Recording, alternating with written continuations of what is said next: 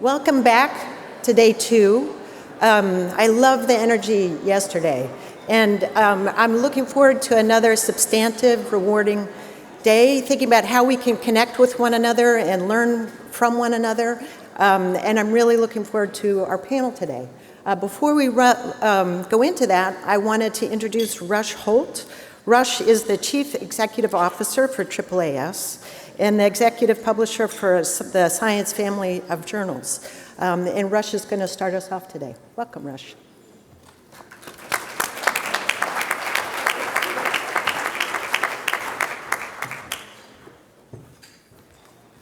Thanks. Good morning. You look great. We are so pleased, AAAS is so pleased to be associated with the Noyce program. And we're always interested to see what good ideas come out of these conferences and can be put to work. AAAS, as you may know, is the world's largest general science membership organization. I put an emphasis on membership. You too can join. It's not expensive. You can be part of this effort to advance science for the benefit of all people around the world. And among the things we do, of course, is STEM education training, STEM education policy, but we also do work in science and society and science and human rights, science and the law. We publish Science Magazine, and if you join, you get your own subscription to Science Magazine. And so I encourage you to learn more about AAAS. But for 5 minutes or so this morning, I wanted to take a few minutes to say what's been on my mind a lot. As I think about our country today, I ask, what is the greatest thing that the Noyce program and science education in general can bring to our country? You may know that in 1945, Vannevar Bush, he was an advisor to the president, then President Roosevelt, wrote a report called Science, the Endless Frontier.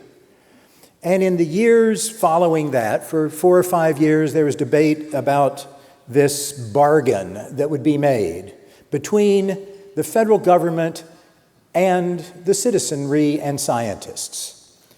And the result of this, of his report and the subsequent debate, was the creation of the National Science Foundation.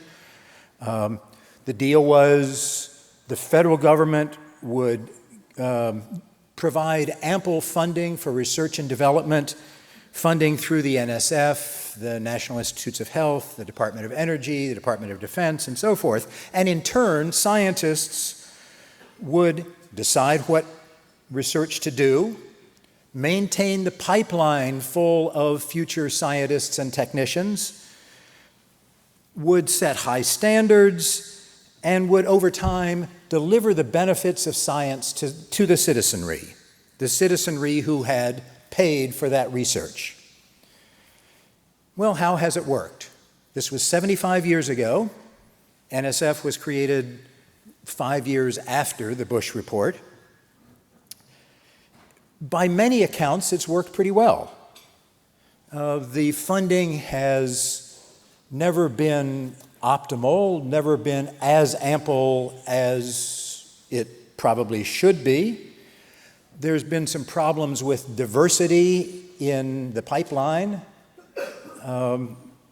and the scientists haven't always made wise decisions about what research to do. But science has thrived.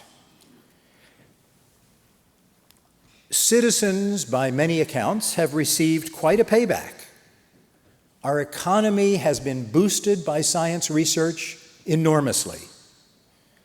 There have been astounding cures, communication technologies, consumer products, items for the Defense Department. Many would say this is a great return on the investment. But I wonder whether, as we look around the country today, citizens have gotten what they need to be citizens. All citizens need to feel ownership of the science, and they don't. They need to feel that they can use it, even if they are not professional scientists. The bargain, these billions of dollars of research and development money, is intended to be for the country at large, for the citizenry. And yet, most citizens feel that science is not for them. Science is, in fact, they would define science as what scientists do. They think it is not accessible to them. And in many cases, they don't think it's relevant to them. I hope we can find a way throughout our educational system, public and private, to teach science as something not just to be understood or admired, but something to be used. Something that anyone can use when appropriate. That every single student can think like a scientist, can use evidence-based thinking in their own decision-making, can appreciate and demand evidence-based thinking in public affairs, and to recognize when evidence-based thinking is not present.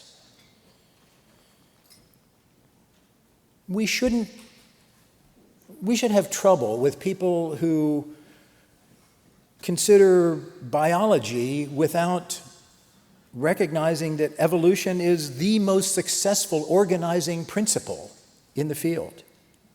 People who would deny their children vaccinations, not on the basis of evidence, but on the basis of some internet rumor,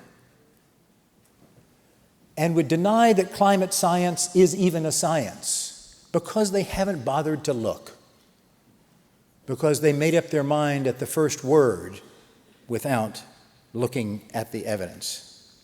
The aim of STEM education is not just to fill the pipeline with future scientists. Yes, that's important.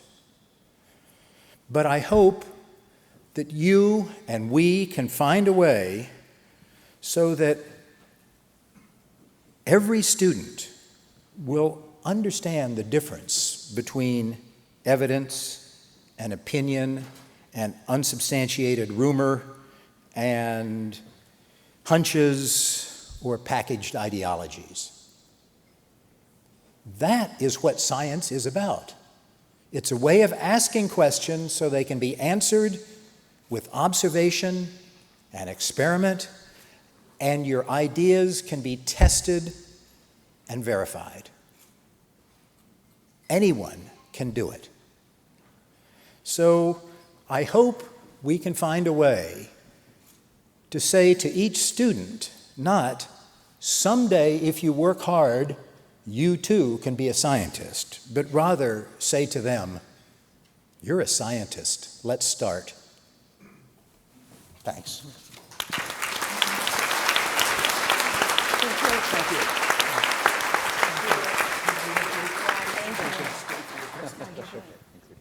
Thank you, Rush. That's a perfect way to begin our work today, and to think about how to root our work in the needs of the students, of the community, of the citizenry. I want to talk very briefly about the Noyce Track 4, which is the part of the Noyce program that has funded the work that researchers here are going to present today. It's intended to be a complement to the kind of research that you're engaged in tracks 1 through 3. And it allows us to take a broader scope, to examine a broader scope of issues, to look across programs, to look at teacher education, preparation, across programs and outside of the Noyce program, to really give us a chance to examine efficacy, program features, as you'll hear about, looking within a state, looking across states, looking across social networks that are established through our programs in teacher preparation more generally. Our three speakers today are Catherine Horn, she goes by Kathy, the Morris Professor of Educational Leadership and Policy Studies and Executive Director of the Institute for Educational Policy Research and Evaluation at the University of Houston, followed by Doug Larkin, Associate Professor at Montclair State University, and Meltem Alemdar, who is the Associate Director and Senior Research Scientist at Georgia Institute of Technology Center for Education Integrating Science, Mathematics, and Computing. So please join me in welcoming our panelists, and Kathy's going to start us off.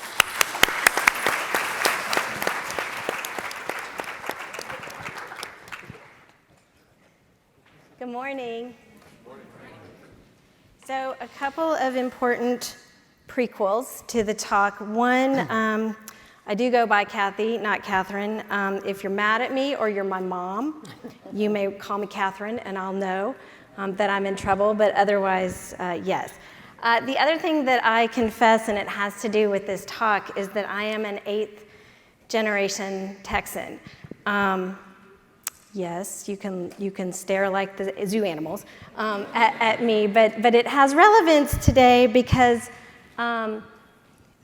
as we often like to say, everything is in fact bigger in Texas. So there's a lot for non-Texans in the room to unpack in that statement, but I think in this context it's really important because Texas public schools have a student population of over 5 million, where more than 60% of our students are classified as economically disadvantaged. So this translates to the reality that of our more than 8,500 schools serving those students in our state, over 7,000 schools in the state of Texas are designated by the U.S. Department of Education as having a high concentration of low-income families. We also know from a deep body of research summarized by the National Research Council that the quality of teaching is perhaps has the greatest potential effect on ensuring the success of these 5 million students that we're serving in our fine state. Preparing and retaining a strong supply of highly effective teachers then for us is one of Texas's most critical public workforce issues. The quality and contributions of public school teachers profoundly influences the academic, civil, and social development of our state's burgeoning student population. And I would argue that cultivation of a competent and caring teacher workforce for Texas schools is ultimately the linchpin in efforts to ensure economic prosperity and a high standard of living for all Texans. For more than 2 decades, however, Texas, similar to what many of you are experiencing nationally, has suffered both from teacher shortage and retention in critical areas of math and science. Sorry, I keep looking. There's a prompt. They told me this. I'm not good at following directions, apparently. So what our collaborative set out to do then was to try to identify commonalities in process and in outcomes for teachers and for students across Noyce programs being implemented in Texas. To do that, 8 institutions seen here, the University of Houston, the University of Houston Downtown, University of Houston Clear Lake, Stephen F. Austin State University, University of Texas at Arlington, University of Texas at Austin, Texas State University, and A&M Kingsville, partnered in a 3-year effort that brought together faculty, students, and staff working to answer a core set of research questions. The folks in this slide represent an incredible commitment, not only to the implementation of successful Noyce scholarship programs at their respective institutions, but also to the application of rigorous science to understand the implications of those efforts. To ground our thinking, we did what academics do, and we went to prior work. We were really drawn to Boyd and his colleagues who described the process of entering and remaining in teaching as inherently complicated. Understanding a decision to begin and stay as a teacher requires not only thinking about the preparation pathway that folks experience, but also how background characteristics affect the selection of those pathways, how those pathways influence opportunities to learn, and how teachers, pre-service teachers, are matched with the schools in which they learn, how individual characteristics of teachers influence student outcomes, and how all of these combined characteristics of students and teachers interact with features of the school context to ultimately influence teachers' decisions to stay and students' opportunities to learn. In short, there's a lot that goes into where teachers go and how long they stay. What this framework led us to is a set of interrelated questions that we've been exploring. So our work on implementation has focused on the characteristics of the programs and how they relate to recruitment and retention. We're also looking at how state policies are influencing programs' capacity to recruit and retain teachers. Our teacher outcomes questions concentrate on what predicts important decisions like staying or leaving the profession. We're also trying to understand carefully how school context is influencing those choices. Finally, we're thinking really hard and carefully to understand how the ways in which the work in-service Noyce teachers are doing translates into academic success for students. To do all of this, we've conducted more than 100 interviews with pre- and in-service teachers, administrators, faculty, and staff. We've also capitalized on our access to restricted data to follow Texas teachers individually over time as they move out of college and enter and move through the K-12 education sector. We've also used these data to link those teachers with their students so that we can ultimately understand the kinds of influence that they're having. So, what are we learning from all of this? Our initial work has really concentrated on program implementation and has resulted in the first published piece from this project written by my phenomenal colleague, who I'm sure is in this room, and co-PI Dr. Paige Evans and collaborators. This paper sought to explore two questions among participants in our study. What are the characteristics of collaborations among STEM and education faculty, department administrators, and field supervisors? And second, how do those interdisciplinary collaborations enhance STEM teacher preparation programs? From our interviews, the study identified multiple commonalities grounded in the work of Amy and Brown that prove critical to the success of Noyce teacher preparation programs. First, findings underscored the binding role of shared interests and focus on solving common problems associated with both STEM teacher preparation and the broader teacher shortage challenge. Participants shared that success stemming from investment in these common spaces created a sense of cohesion and reinforced collaboration. Participants also shared that collaborations were often increasingly impactful through the support of senior leadership on campuses. Administrators who championed the importance of the work that was being undertaken and provided needed additional resources to actualize the benefits of these projects were essential. In essence, as my colleagues described, the core characteristic of these impactful collaborations was represented by a willingness and a capacity to be a boundary spanner. What comes from those impactful collaborations? This study identifies a whole lot of good for participating students. In particular, the research we undertaken has found that these kinds of relationships resulted in increased numbers of faculty and staff directly supporting students. The work also found healthy collaborations were actualizing a commitment to dispelling myths and stereotypes about STEM education careers. Even with all of this strength, though, the study found that successful collaborations also faced common constraints. Communication breakdowns with their faculty partners happened with some regularity, especially initially, as teams faced challenges when trying to improve their practices. Similarly, external policy and practice changes created tension for collaborators, maybe akin to sometimes how we feel about unfunded mandates that we encounter with some regularity.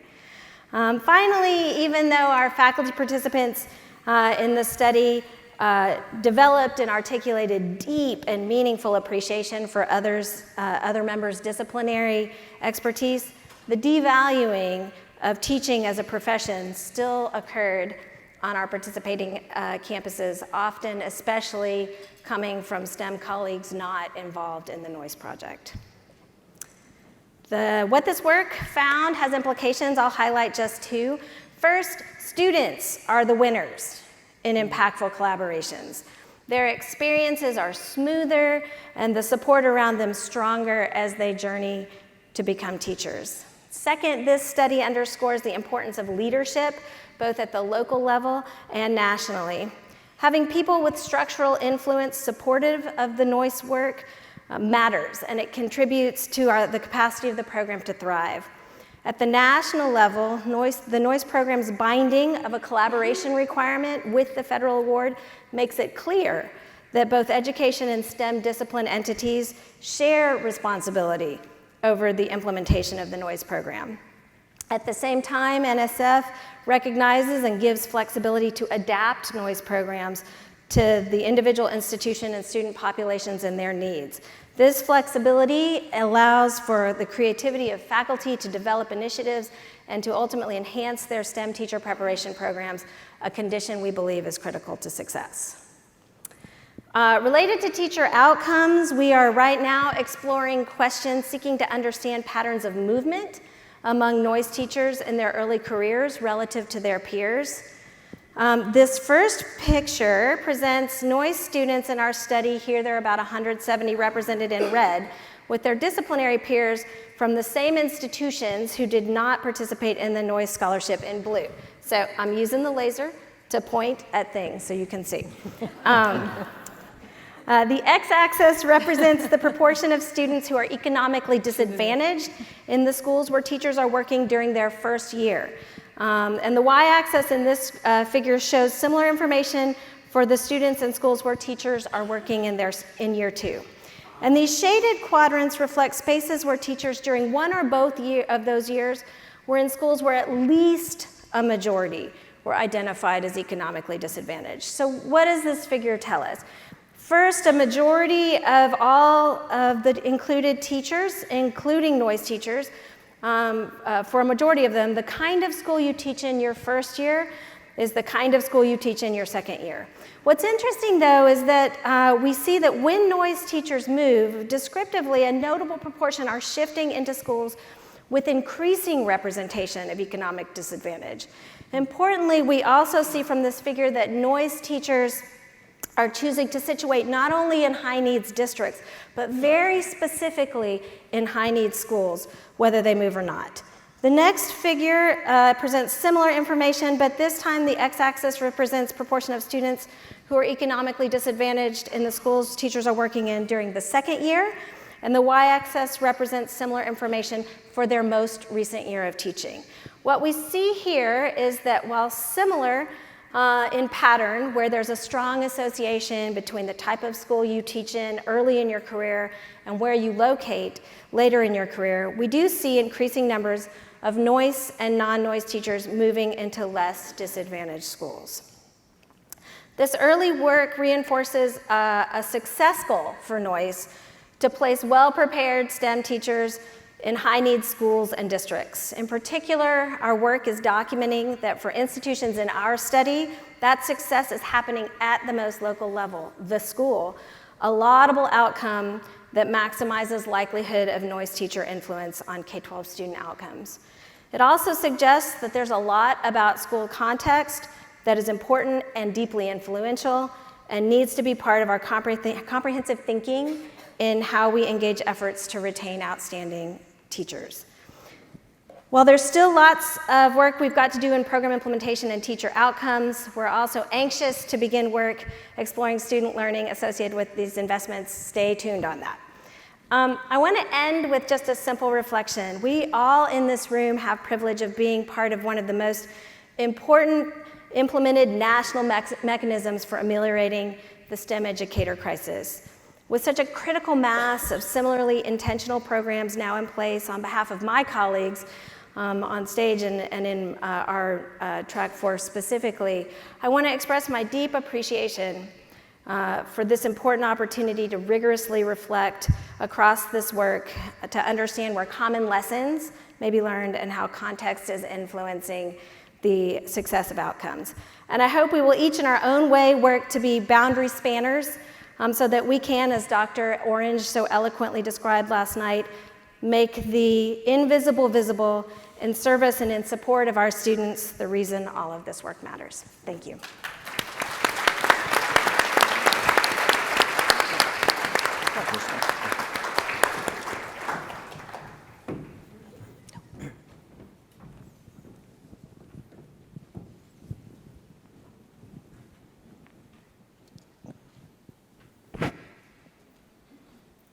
Can we get it on the starting slide?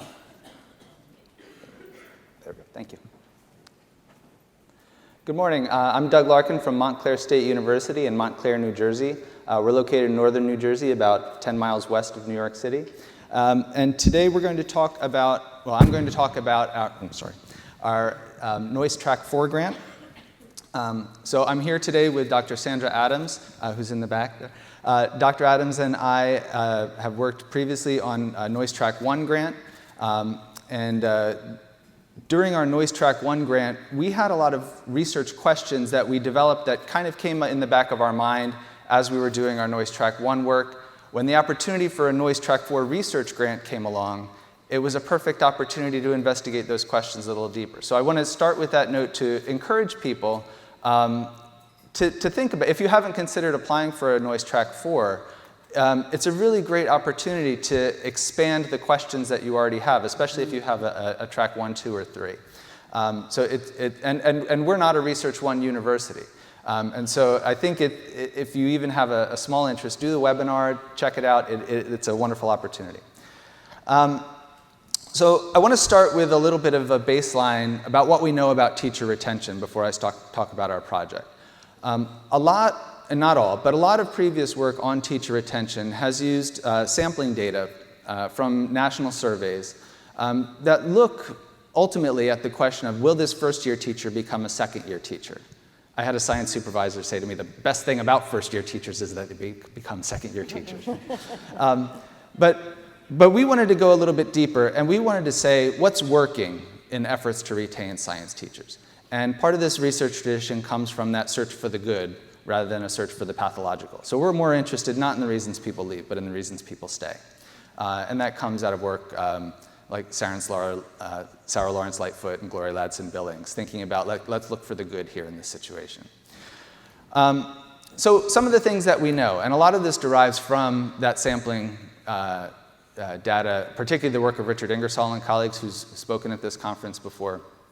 But we do know that math and science teachers leave the profession at about the same annual rate as teachers in other subject areas. There's a perception that they leave at higher rates, and that may be true for high-need schools and in some other areas, but across the board, they leave at about the same rate. We also know that if we were just replacing retirements, that the supply of new math and science teachers would be sufficient.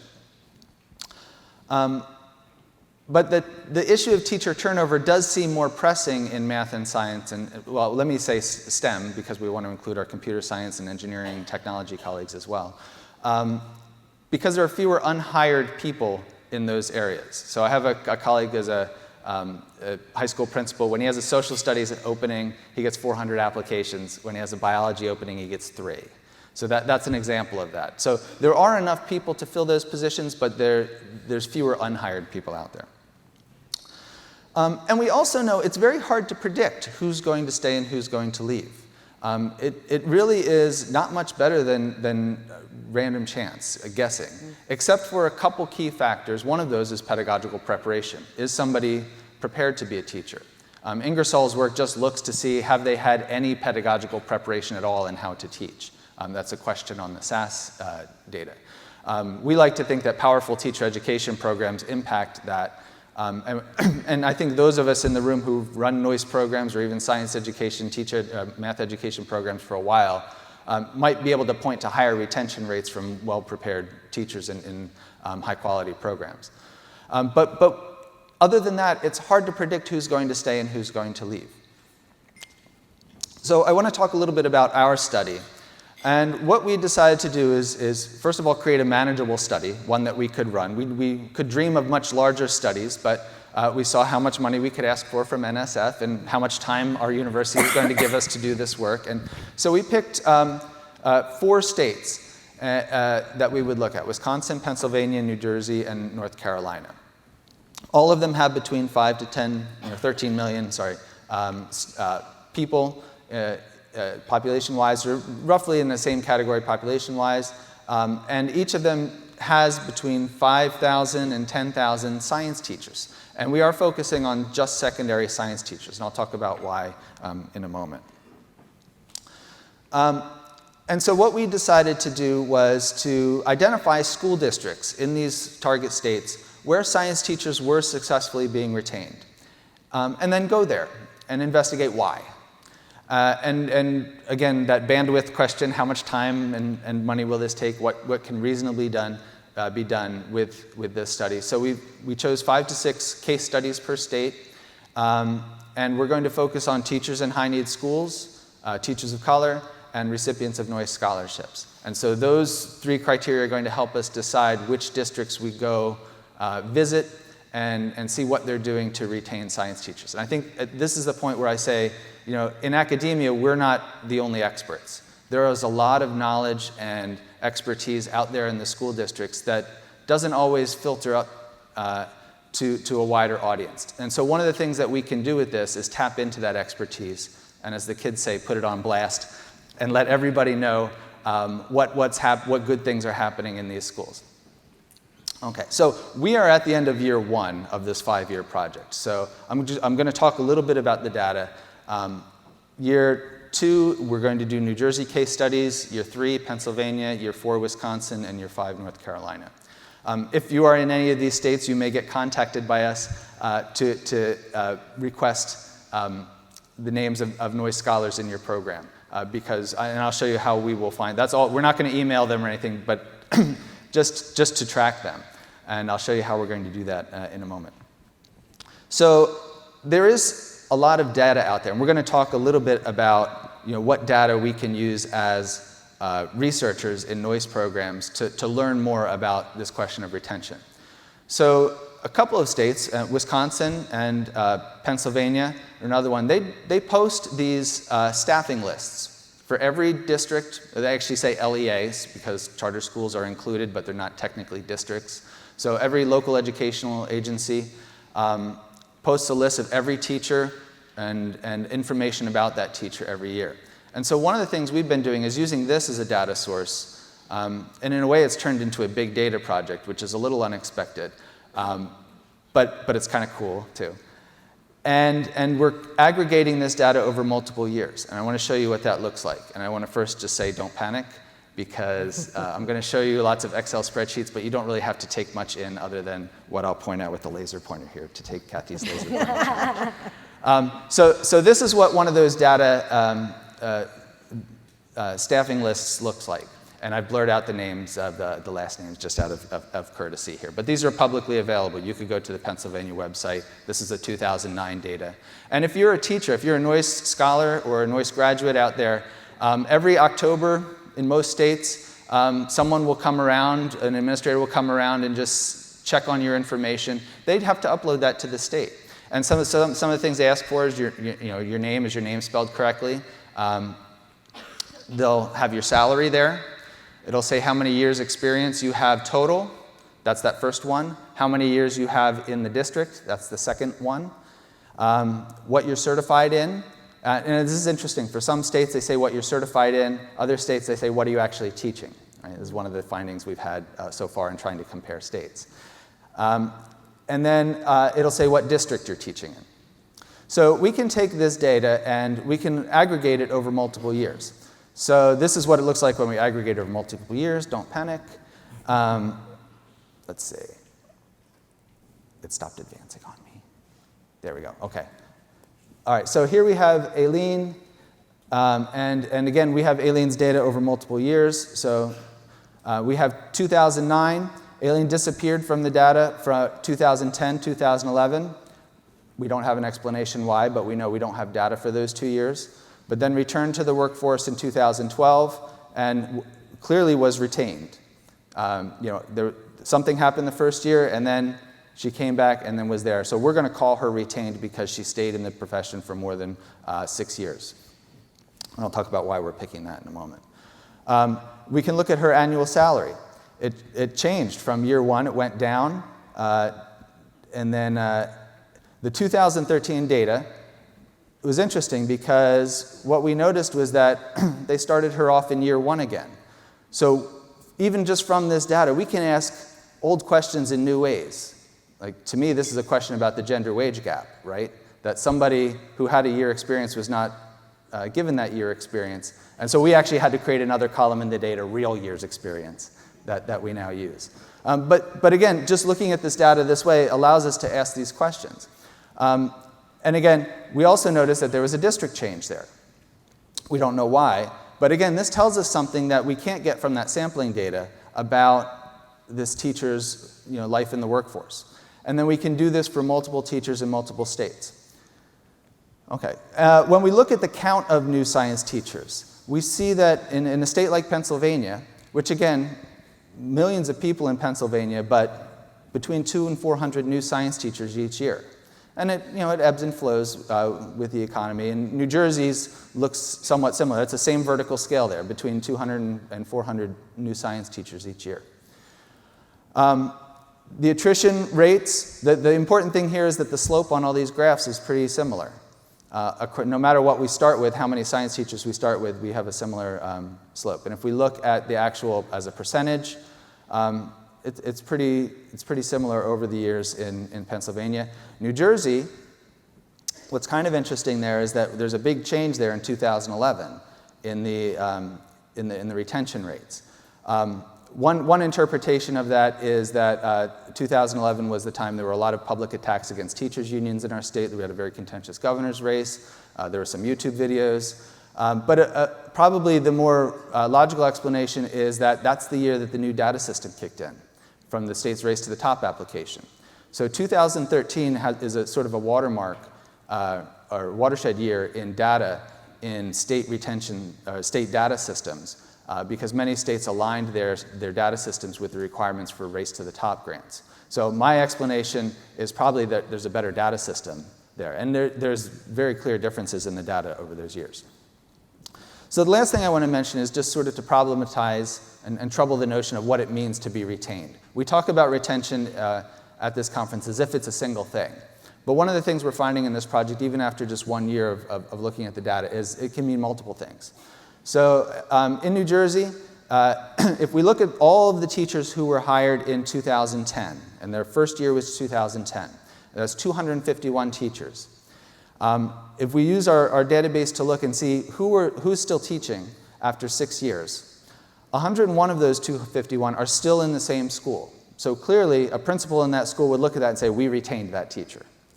However, another 63 were teaching in a different school from the school where they started. The principal who hired them would say that teacher was not retained, but us looking from the outside, we'd say, yeah, they were retained. They're still public school teachers in the state, and so we can call them retained. Another 10, thank you LinkedIn, helped us figure that out, but another 10 were teaching in other states. 9 of them either became administrators, went into academia, went into informal science education in museums. I locate myself in that group. I don't think I stayed more than 4 years at one school because I had to scratch my feet on different parts of the world. But that was me too. But I consider myself retained in the profession. I'm still doing science education work. But as a researcher, would I consider them retained? Probably not in the way that we're talking about it here. So the green and blue, those first two there, I would consider retained.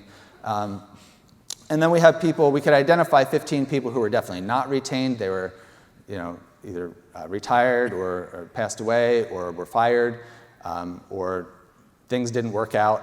And then there's another group that we don't have any information on. And to me, that that last block is probably the difference between our retention statistics and the SAS retention statistics. When we look at a country, it's always nice to compare yourself to Finland. I have a guidance counselor friend who says comparison is the thief of joy, so I try to keep that in mind too. But in Finland, they have a 90% retention rate for teachers who are prepared and start in the class. They remain in the profession for the duration of their careers. That's a nice goal. So the takeaway messages for this session right now, one is that the term retention doesn't have a universal meaning. So like other things like teaching effectiveness or teacher quality, we have to start out by defining what we mean whenever we're talking about that. Is retention to the district, to the state, to the profession? What are we talking about when we talk about retention? The second point is that the staffing data that we're using, it hasn't been used much. I've only been able to find a couple of researchers who've actually done this kind of research, but I think it's going to become more common now that in a post-2013 world, and now we're 5 years past 2013, so we can start looking at retention questions if we're defining retention as 6 years. Which is 6 years, by the way, is the average, that's the average time a wage earner in an education profession, library, or any kind of training profession, that's the average career length before they switch jobs. So that's one of the reasons we picked that. The Department of Labor is 5.2 years, actually. So it's messy, but it's worthwhile if you clean it up. And it leads to very different retention rates in the SAS studies, but some of those SAS studies look for why people leave. We're looking at why people stay. And so this helps us identify the why people stay. To the larger point of our program, we are able to identify districts where people stay, and we're looking forward to going to those states and doing those case studies. And finally, I want to end on a note of hope. My first Noyce conference, we came, and we had promised NSF 10 Noyce scholars, and we came, Dr. Adams and I came, we're like, we only have 6.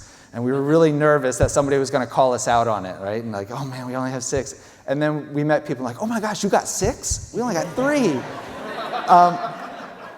And so it's an image of, again, comparison, thief of joy. The scale of new science teachers is actually pretty small in a lot of our states. And even big states, where we have millions of people, we're talking about 200 new science teachers per year. If we're producing 6 of those, that's a big deal. And so I want to leave us on a note of hope about our impact of what we're doing here, that even if you only have, and we're preparing them well. We're preparing teachers to look at equity. We're preparing teachers to engage in the way that Dr. Orange was talking about yesterday, we hope, and we're checking ourselves on that with our research. So I want to end with that note of hope that those 1 or 2 students that you were only able to recruit, they matter, and you matter. So thank you very much. Thank you, Ben.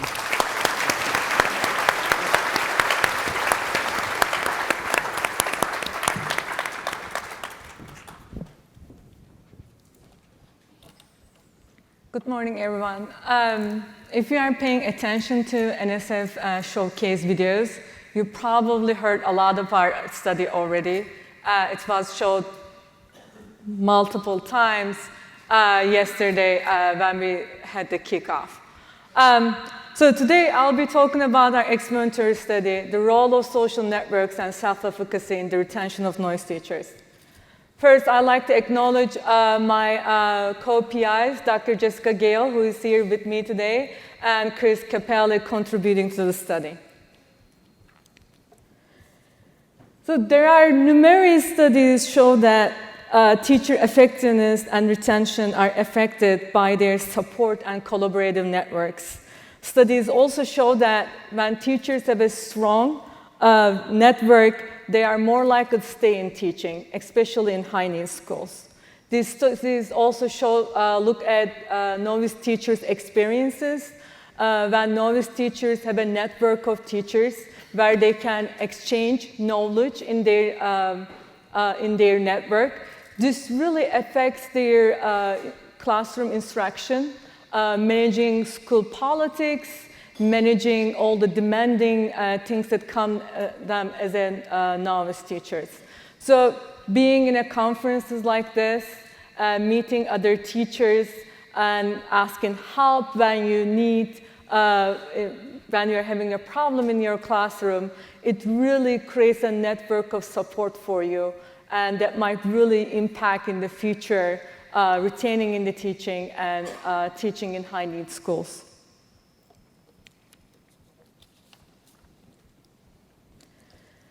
So the idea of this study actually came from my experience as an external evaluator for 5 Noyce teachers, for 5 Noyce different programs. I was external evaluator for different track of Noyce programs, and I was witnessing these different features, different characteristics of the programs, and how these different characteristics were affecting teachers' experience in the school, in the program, and after the program when they went to the teaching. So I was curious how these different features and characteristics look like when we look at the national level. So as far as I know, our study, one of the few studies, looks at the Noyce teachers at the national level, because we were really interested to see how we can look at teachers' support system depending on which program they were part of. Self-efficacy was also our other interest, and I know that self-efficacy is a common measure by a lot of Noyce programs.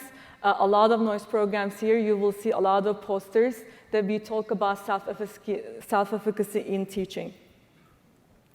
So we are trying to understand how colleagues, school administrators, mentors, and others in teacher support system, their social network, might affect teachers' desire to continue to work in high-need environments.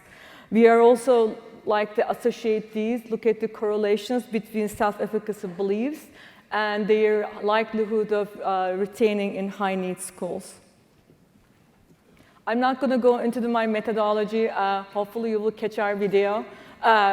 We talk about the methodology of egocentric personal networks in our video. Just briefly, it is really about individuals' connection to their own personal support networks.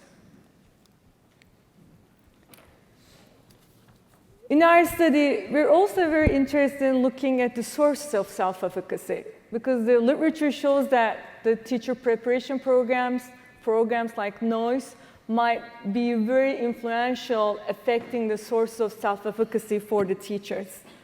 Bandura studies this source of self-efficacy in 4 dimensions. One of them is mastery experiences. These are the experiences known as the most influential experiences for teachers developing a sense of self-efficacy. So when a teacher perceives she has taught a class successfully, that really affects their self-efficacy positively. When they have negative experiences, this really affects their self-efficacy negatively. The vicarious experiences refers to observing someone else, for teachers observing another teacher in the classroom successfully teaching in their class. Social persuasion refers to getting constant feedback from others, especially feedback from different various of groups, like your coaches in your class, in your school, the school principals, your mentors. So that really is important for the source of self-efficacy. And lastly, the affective psychological stage refers to mood states like being stressed, having fatigue in teaching, having excitement or worries.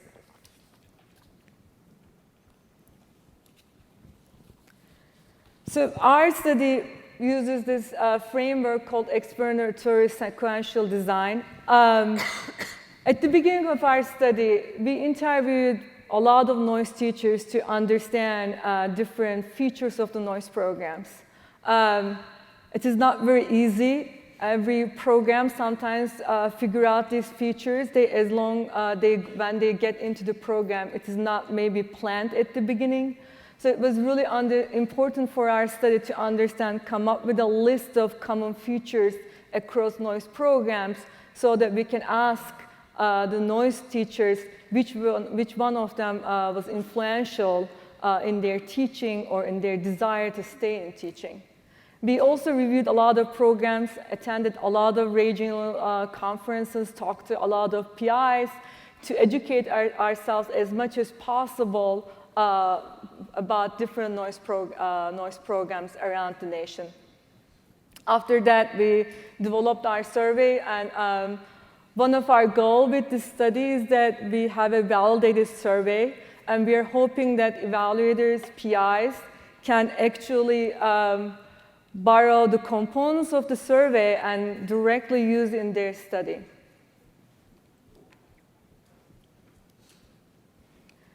So this is very specific to how you generate data for studies like social network analysis. So in our analysis, we asked teachers about who supports them as a teacher. This is a very open-ended question.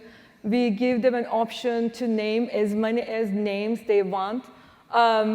They can name 10 people. They can name only one person. We call the people that nominate in their support network as their alters, as they're part of support groups. And we are interested in looking at their relationship with these people in their support group and understand the support type they get from them. We look at the demographics. Again, there's a list of Noyce program characteristics that are given. We also ask them to rate the quality of these Noyce program characteristics. We looked at the school characteristics, and our outcome variable is the likelihood of retaining in the classroom. So we ask teachers about their perspective. What is their likelihood of staying in teaching 1 year from now, 2 years from now, 4 years from now?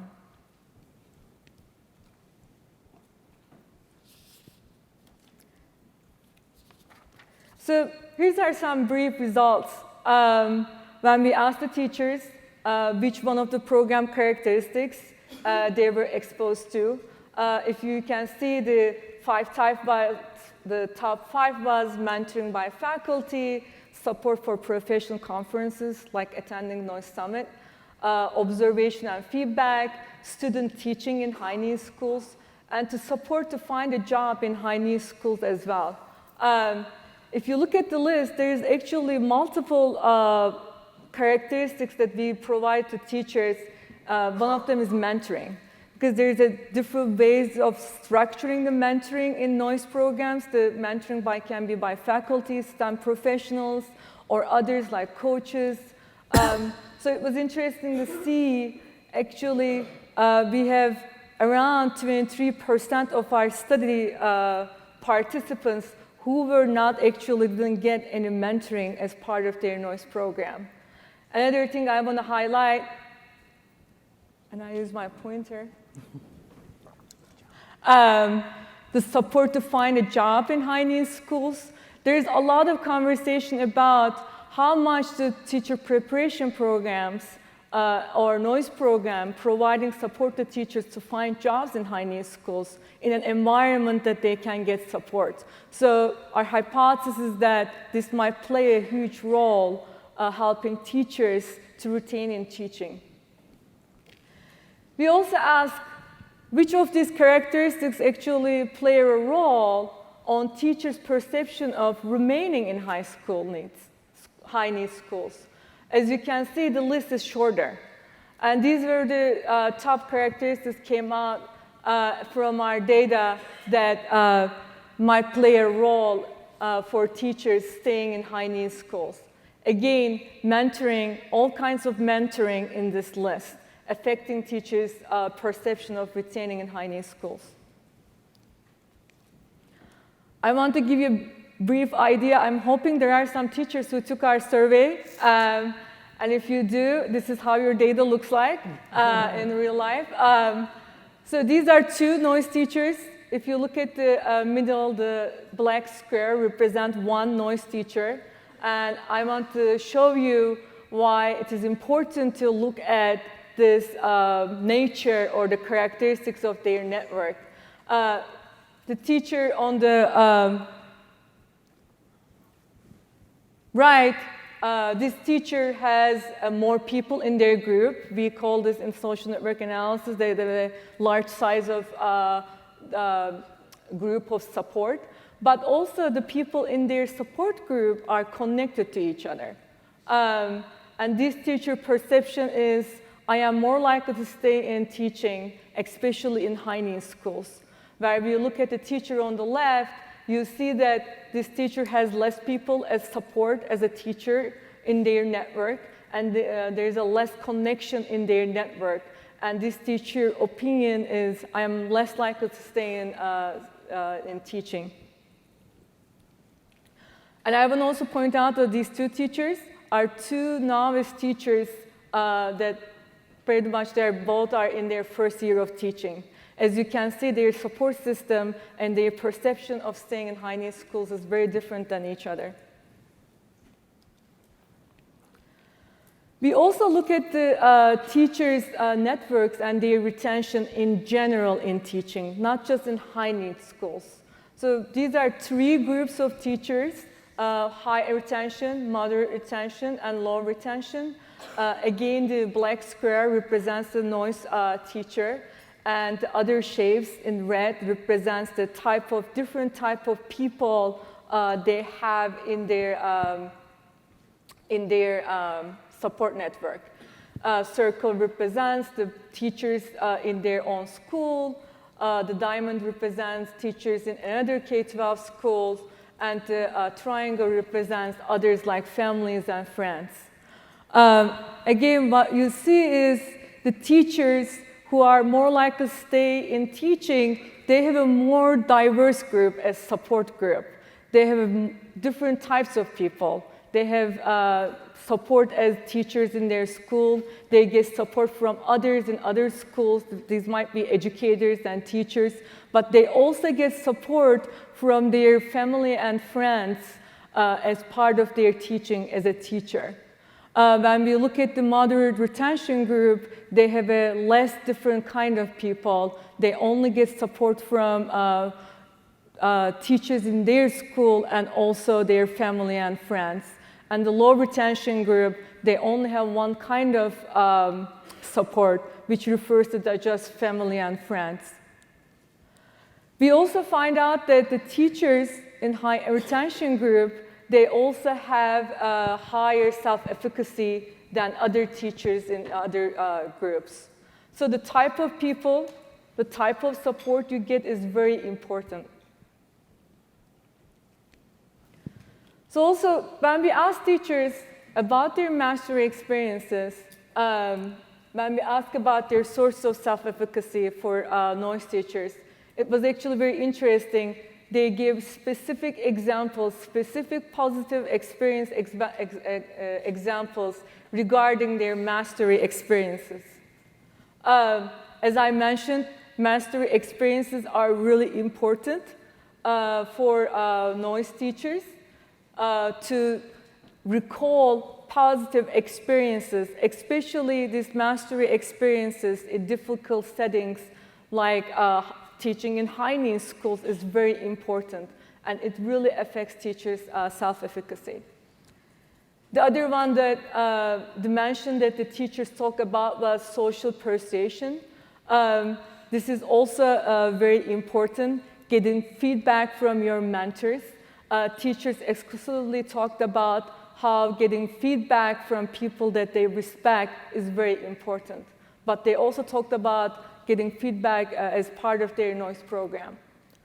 So what does it mean? What are the implications for Noyce? We are hoping that with our study, we can figure out the important Noyce program features that might be considered by the program developers, by National Science Foundation as well.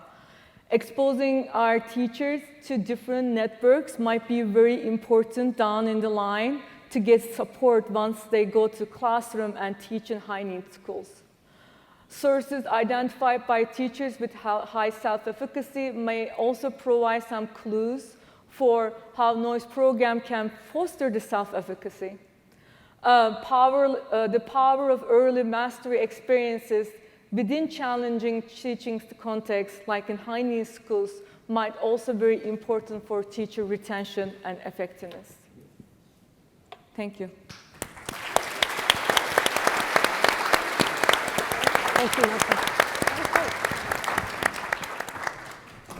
Okay, so for the remainder of our time together, we're going to have an opportunity for you all to pose questions. So when you're ready, please be thinking of them. I'm going to pitch one question at the outset, but please be thinking from your positions as PIs, as scholars, as fellows. What kind of questions do you think would be, what kind of data, what kind of analyses might help you? And how might we help one another gather those data and engage in that kind of analysis? Our panelists have amazing range of expertise as evaluator, as PIs, as researchers, and this is a really great opportunity for us. So starting with that, during our session for new awardees yesterday, one of my colleagues was prompting us to think about ways in which PIs could identify data that would align with their research interests, but also might be very accessible, something that wouldn't add on to the burdens of the program and would potentially inform their work. And so I'd be grateful if you all could, if you have words of wisdom or advice for our PIs, what you would offer up. I'll start. Oh, go. Go. No, go ahead. No, go. I actually had this program that we were looking at their teachers' progression, where they started as an experience and where they ended up after the program. One of the unique ideas was that a lot of you exchange a lot of emails, the PIs and the teachers and the mentors with their Noyce scholars. One idea we had was like looking at these emails, because these emails with your relationship with your teachers goes really long time. Even after they go into teaching, they come back and ask the questions to you.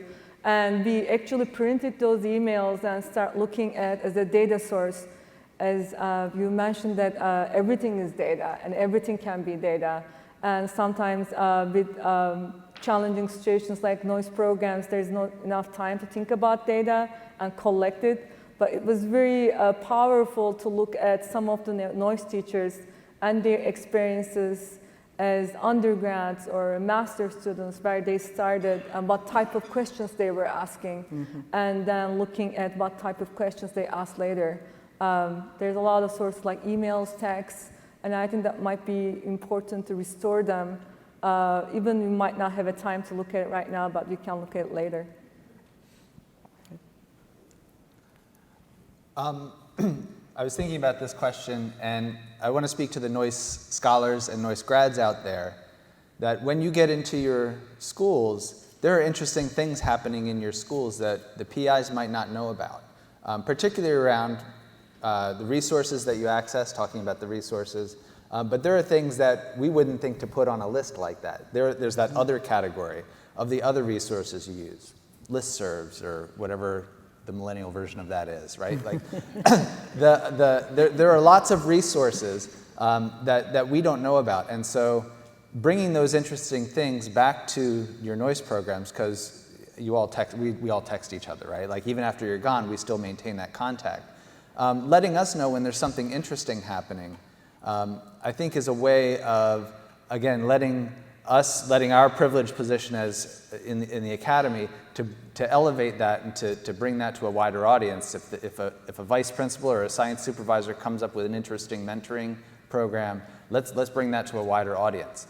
And so I think I want to put that as a challenge out to the Noyce scholars and Noyce grads that bring those things that are interesting happening at your school, in your district, that we wouldn't otherwise know about to our attention.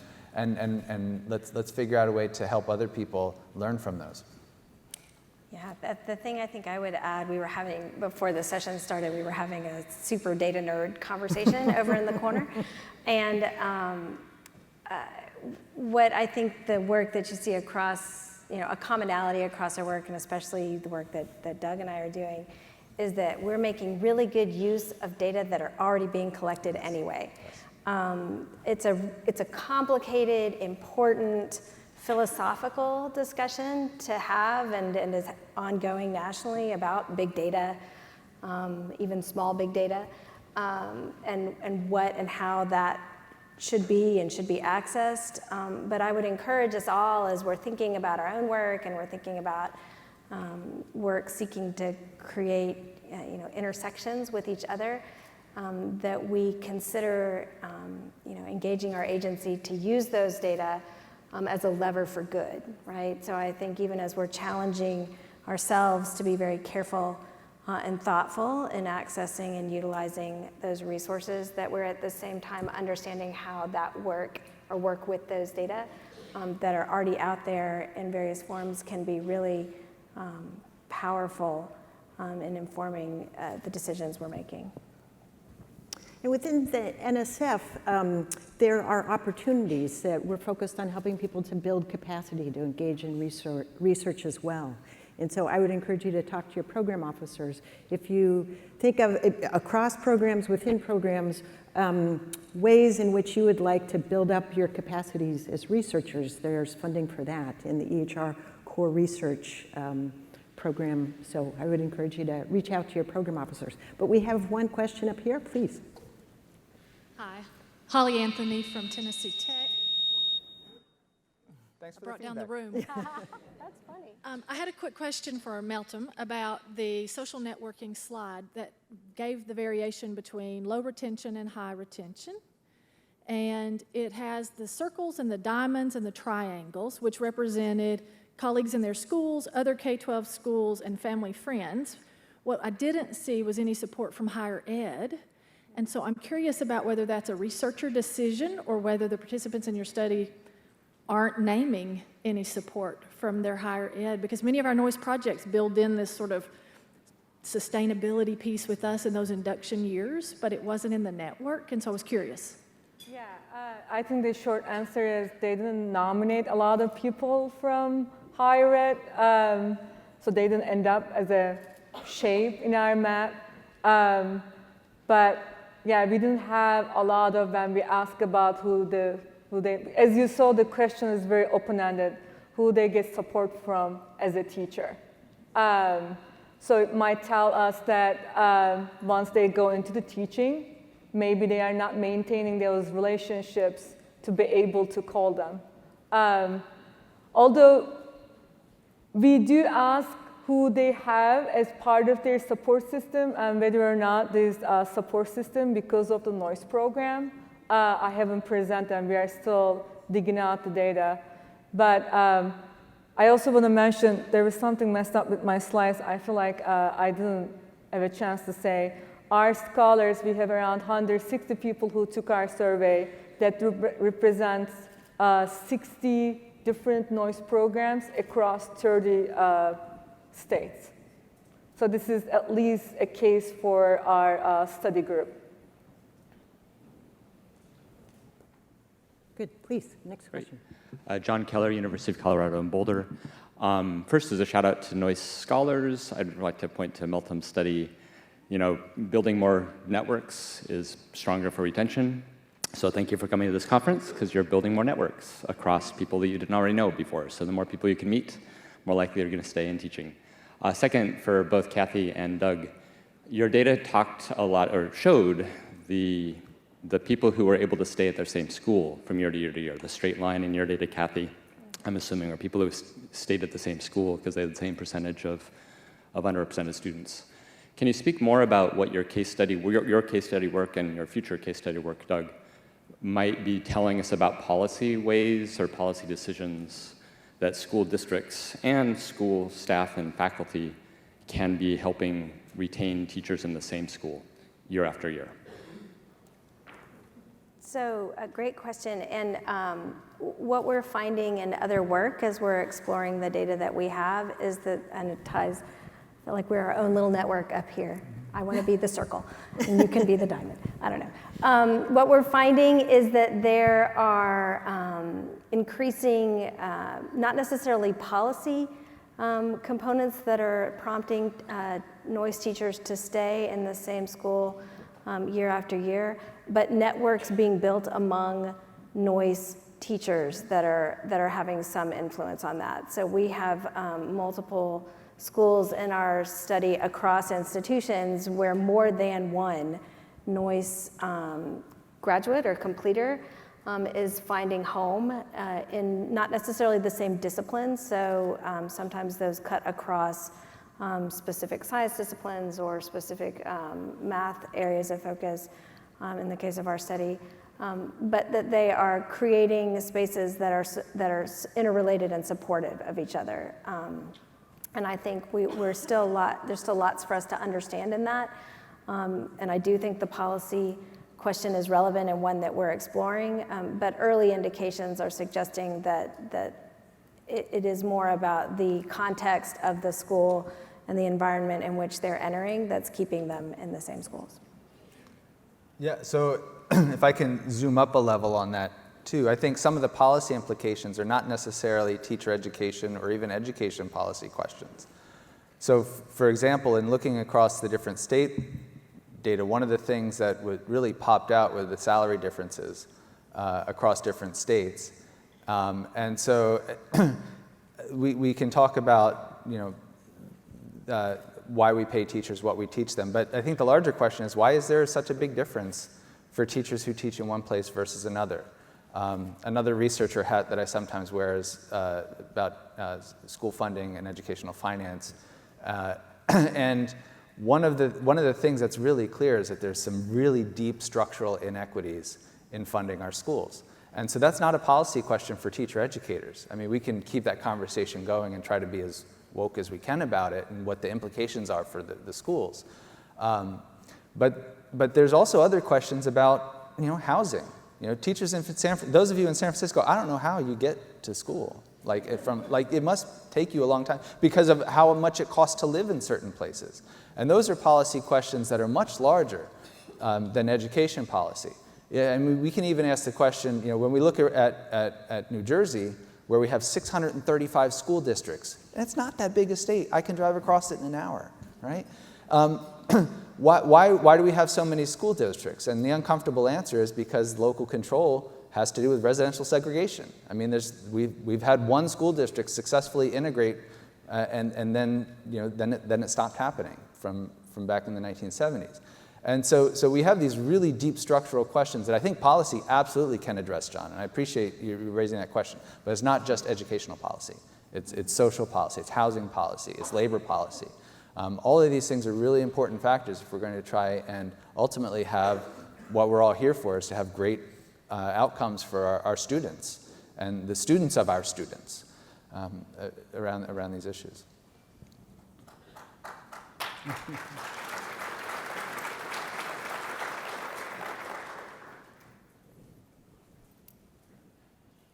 We have time for one more question. Oh, I'm the last one.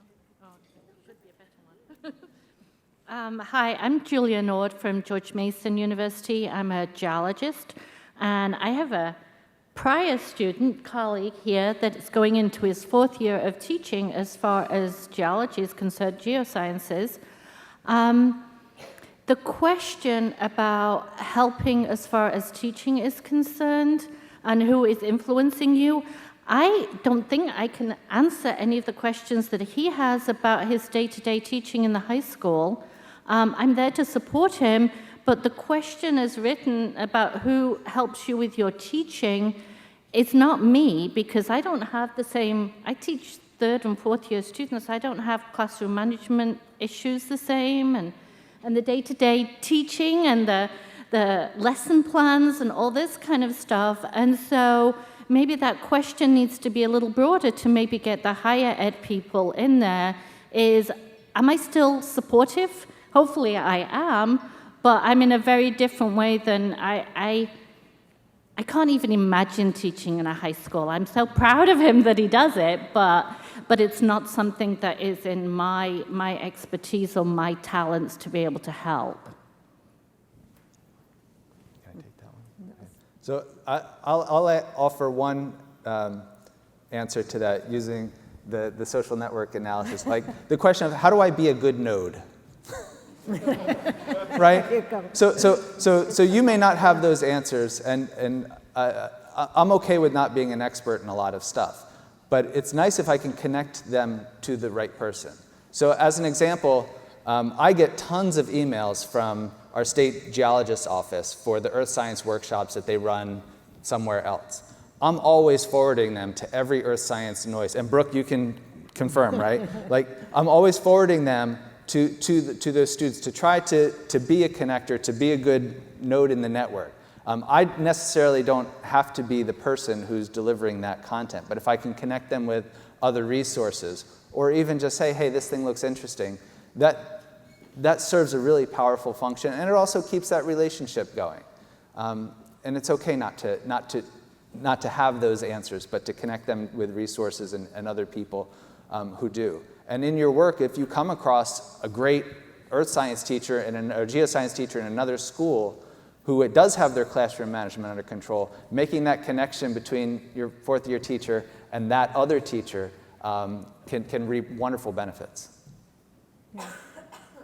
And I want to add that when we talk about the list of things, I didn't mention that we really want to go out and interview these teachers more. We want to choose some teachers with different networks, different type of supports they get, different things that they were exposed as part of their Noyce programs. And then we can understand more what they're experiencing once they go into the classroom. That's why our study is very explanatory, not really implying or make generalization about everything, but try to understand what is happening with the networks and their experiences. And it made me think of, Kathy, your comments about boundary spanning work. And I love how the panel is coming together, helping us to think about the perspectives of scholars and fellows. Many of you in the room can help us drive our thinking in that area and the resonance across your work. So thank you very much. Thank you for the panel, and thank you for the questions.